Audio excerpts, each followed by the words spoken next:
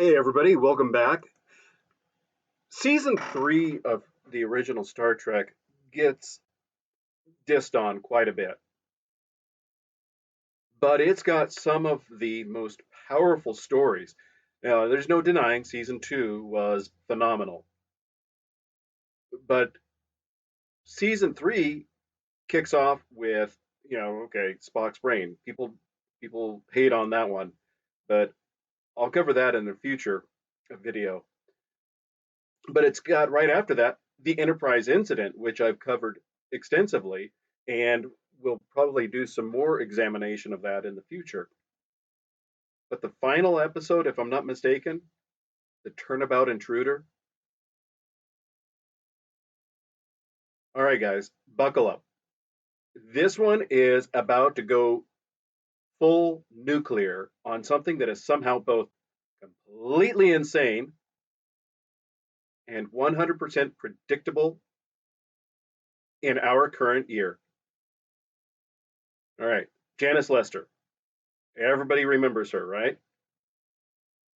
As I said, I think it's the final episode of the original Star Trek. She's the crazy ex girlfriend of Captain Kirk. She literally steals his body with alien technology because she is so obsessed with having command of a starship that nothing will stop her. Nothing is going to get in her way from having that goal met. Fast forward, what was this, 1969? So fast forward 56 years. We don't need alien body swap machines. We've got TikTok. We've got congressional immunity. We've got revenge starts with P and rhymes with Gord statutes that apparently only work one way. Exhibit A, South Carolina Republican Representative Nancy Mace gets on the floor of the United States Congress, literally the most protected free speech zone on planet Earth, and names 4 dudes, including her ex fiance, basically calling them predators on C SPAN. No evidence presented, no due process, just I'm saying it here so you can't sue me. She's running for governor. You can see how come this is a bad idea. I mean, this makes Nikki Haley with her garage door, rope, confusing that with a hangman's rope, seem light in comparison. This is a woman who is targeted men for destruction. Now, it's my understanding that at least one, if not more, of the men that she defamed are taking legal action. But is her actions on congressional floor allowed? Yes, yes, it is. Congressional privilege, baby. Exhibit B, DoorDash girl, Olivia, what is it, Henderson or something to that effect? Late 2025. Man orders takeout, not knowing his delivery driver is about to take him out. He passes out on his own couch inside his own home. She enters illegally, films him half naked, posts it to TikTok, claiming that he assaulted her. And now she's got 2 felony charges pending for unlawful surveillance and entering the home illegally. And that, so walking into his private home with the door shut and broadcasting his state of being to millions, monetize and attempting to monetize it, she's facing some serious stuff going on. At first, I thought, all right, E-class felony, that seems pretty light, like maybe a heavy misdemeanor, but apparently it does carry some heft. We'll find out later. Exhibit C, Blake Lively and Justin Baldoni. Remember that several months back? She drops he made the set hostile bomb in interviews and makes his life a living heck. And he claims that she orchestrated a smear campaign to tank his career. And finally, Exhibit D, Colorado Democrat Representative Brittany Peterson hauls her 4-week-old son onto the House floor because she's demanding to be allowed to have to Zoom call her vote while on maternity leave.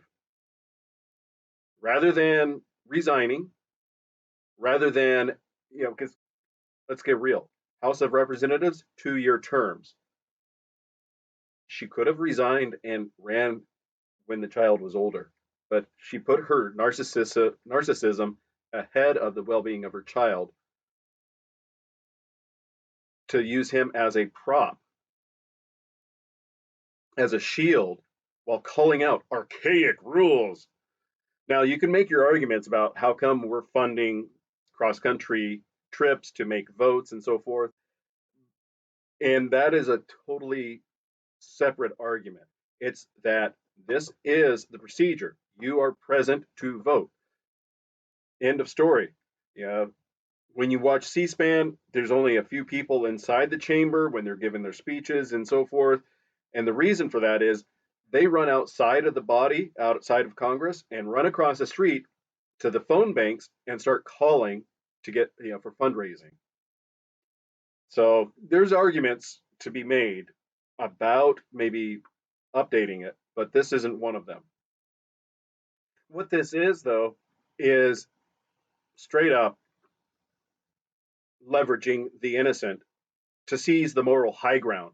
Make the old boys club squirm and rewrite the rules on your terms. You know, critics say you're using your child as a political prop. Peterson says, no, it's advocacy. And you even have the likes of Anna Paulina Luna and Tim Burchett advocating for her, and they're part of the opposition. Um, but again, as I said, this is leverage. This is an appeal to emotion rather than procedure. So here's the thing nobody wants to say out loud. Janice Lester, in this current time, she wouldn't need to hijack Kirk's body. All she needs, or all she would have needed, is a smartphone or a congressional seat, a verified account. The obsession is identical. I was denied something. I was wronged, and therefore I get to take everything from you, and the system will protect me while I do it. Janice Lester in 1969 used body swap alien technology to steal a starship and to steal command. In 2025, all you need is a congressional seat or a smartphone to steal someone's reputation, destroy their career, capture a private moment.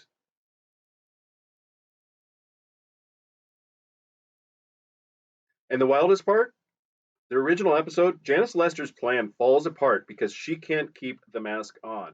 She starts screaming. Remember that there's that meme of Captain Kirk collapsing into the command chair, and he's got that crazed look on his face and his palms outstretched in front of him.